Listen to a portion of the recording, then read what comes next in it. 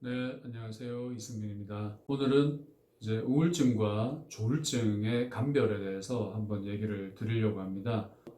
우울증은 여러분들 뭐 다 잘 아시죠? 뭐 기분이 우울해서 이제 생활에 지장을 받는 이제 이런 상태를 얘기하는 건데, 요즘 들어서 병원에 가면은 이제 우울증과 조울증을 감별을 해야 된다는 그런 얘기를 많이 합니다.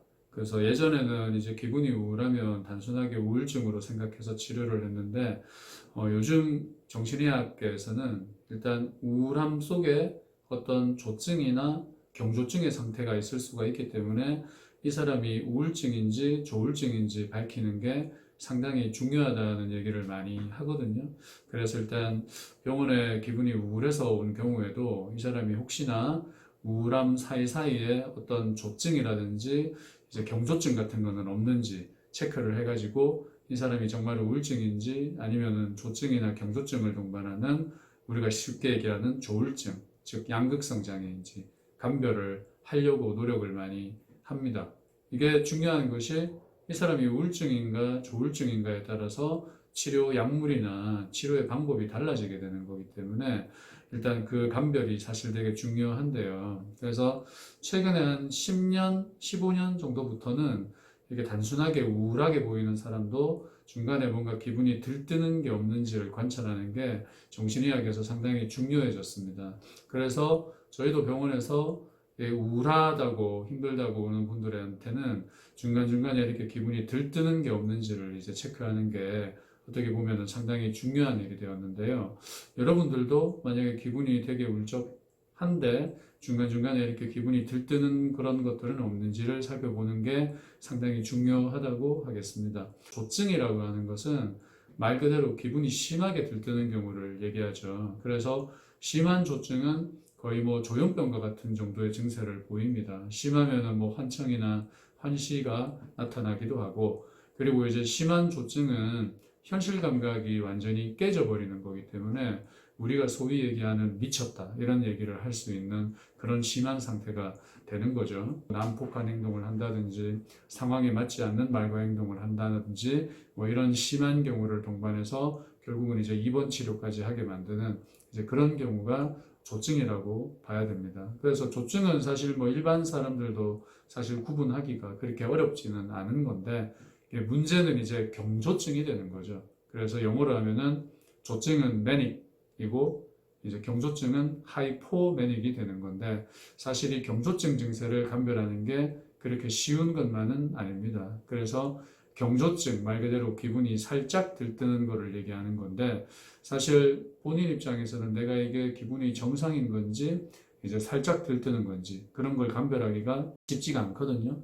그래서 뭐 평소에 별다른 좋은 일이 없는데도 기분이 뭐 이상하리만큼 좋았다든지, 아니면은 뭐 평소보다 이렇게 말을 좀 더 많이 하거나, 뭐 아니면 평소에 사지 않던 물건을 산다든지 뭐 하지 않던 행동을 한다든지, 아니면 살짝 잠이 줄어들거나 뭐 잠잘 필요를 잘 못 느낀다든지, 뭐 이런 것들이 이제 경조증의 증상에 해당되는 건데, 사실 면밀히 진료하지 않으면 그 경조증의 증세를 감별하기가 상당히 어려울 수 있죠. 그래서 우울증 플러스 조증이 되는 경우를 우리가 흔히 이제 조울증, 즉 양극성 장애라고 하고, 우울증 플러스 경조증, 그러니까 약한 조증이 있는 이런 경우를 우리가 최근에 이제 2형 양극성 장애라고 합니다. 그런데 최근에 이 2형 양극성 장애의 진단을 받는 사람들이 되게 많아지고 있죠. 그래서 이제 병원에서는 요즘 이렇게 우울증 환자들도 이런 경조증을 나타내는 환자들이 상당히 많다고 이렇게 인지를 하고 치료를 하고 있는 것 같습니다. 그래서 사실 2형 양극성 장애를 감별하기는 상당히 어려운 일이지만, 이게 우울증에 대한 치료를 하느냐 조울증에 대한 치료를 하느냐에 따라서 앞으로 치료의 경과나 치료의 기대치가 많이 달라지기 때문에 초기에 이런 것들을 잘 감별하는 것이 중요하다고 하겠습니다. 더불어 여러분들도 내가 살짝 기분이 들뜨는 경우가 어떨 때가 있는지 그런 것들을 한번 체크해 보시는 게 중요한데요. 사람의 기분은 파도와 같은 거라서 항상 일정할 수가 없는 거죠. 그래서 1년 365일 마치 고요한 이제 호수처럼 이제 기분이 일정한 사람은 사실 거의 잘 없다고 봐야 되겠고, 다들 이제 어느 정도 파도가 치듯이 기분이 업다운이 조금씩 생기게 될 수밖에는 없는 것인데, 여러분들이 어떨 때 기분이 좀 다운되고 어떨 때 기분이 좀 들뜨는지를 관찰해 보는 것도 상당히 중요한 일입니다.